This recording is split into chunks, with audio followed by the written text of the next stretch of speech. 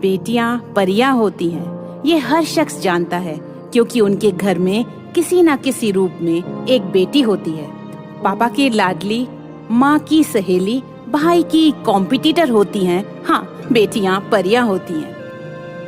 बेटी की पहली किलकारी से पूरा घर चहक जाता है। माँ के प्रसव पीड़ा का दर्द मिनटों में घट जाता है। बाप के कांधे और चौड़े हो जाते हैं और भाई को लड़की शब्द का महत्व समझ आता है। हाँ, बेटियां परियां होती हैं।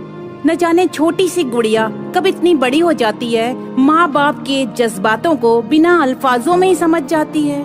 भले ही कितनी डिज्नी फेरीज की कहानी सुनकर बड़ी हुई हो, पर बड़ी ही मैच्योरिटी से असल जिंदगी में जीना सिखाती है। हाँ, बेटियां परियां होती हैं। पापा का अटेंशन पाने के लिए नए नए तमाशे करती हैं। कभी दोस्त तो कभी उनकी माँ और कभी तो उनकी गर्लफ्रेंड तक बन जाती हैं। झूठी बीमारी का बहाना बनाकर अक्सर उन्हें सताती हैं। कभी डिमांड न पूरी होने पर जिद पे भी अड़ जाती हैं। हाँ, बेटियां परियां होती हैं। अब कुछ कड़वी सच्चाई। तुम बेटी हो, तुम्हें ये समझना पड़ेगा, जमीन जायदाद पर हक सिर्फ लड़के का होता है। ये तुम्हें समझना पड़ेगा। तुम तो पराई हो, शादी करके अपने घर को चली जाओगी। हमारे बुढ़ापे की लाठी तो सिर्फ लड़के को ही बनना पड़ेगा। लड़का देखने आएगा तो बड़े अदब से चाय लाना पड़ेगा और अपनी सारी हॉबीज को एक बड़ी सी ट्रे में सजाना पड़ेगा।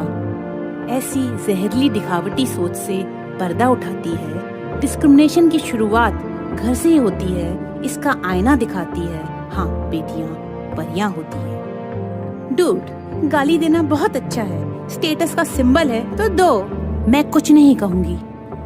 नया जमाना है, चलो सोच बदलते हैं। भाई बाप पर 2 गालियाँ मैं चुपचाप सहूंगी।